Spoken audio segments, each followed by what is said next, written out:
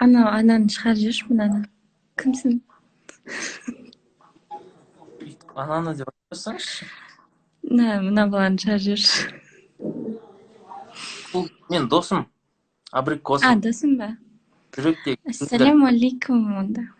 Хорошо, сивтиканды қыдай. Жынды ұялып бана.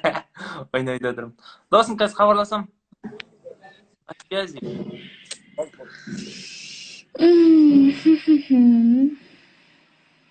Че там? Қалайсың, жаным? Достар, мына қызды танып отырсыздар. Bir күні бір осытып, бір прямойда отырмын, Тараздан ол кезде.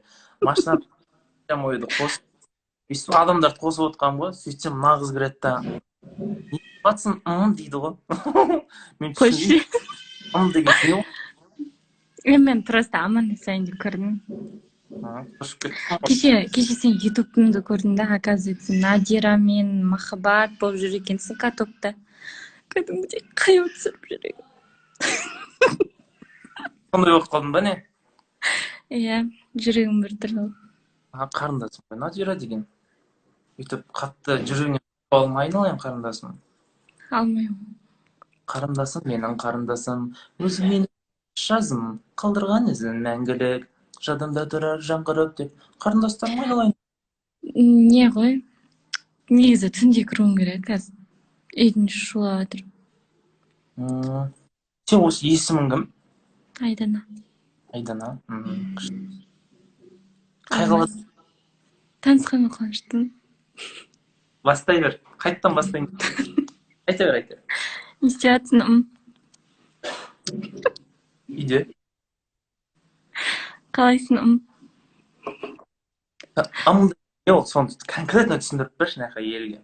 Деген сұрақ. Вопрос. Мен саған өмір айтамын ғой, амыңдапста. Ыңмен сөйлеші, Ыңға тілім келмейді менің. Түсінікті. Қараш, алмыз қазақтың қыздарын дәрмен сияқты болу керек қой. 1 грамм макияж жоқ. Неге деген сұрақ? Жоқ, 1 грамм макияж жоқ, 1 грамм бетім. Мен мұндамын ғой. Потом кірем. Ой, шеше, асықпай. Әлтөш деп. Жақтың оңыз шақырдыр.